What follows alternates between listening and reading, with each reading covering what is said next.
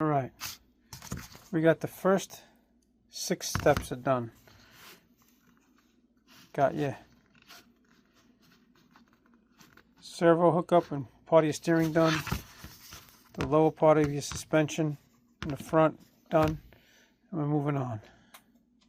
Alright, here we go.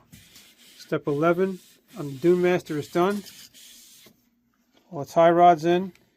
Big pain in the neck doing these, everybody knows. If you know, you know. All done, shock towers are on. And we're moving on.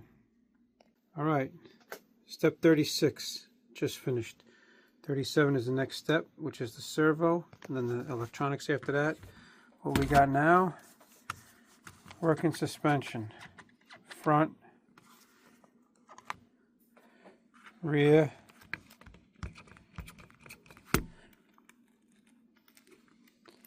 gearbox is all done, ready to go. Slip a clutch, and that's where we're at.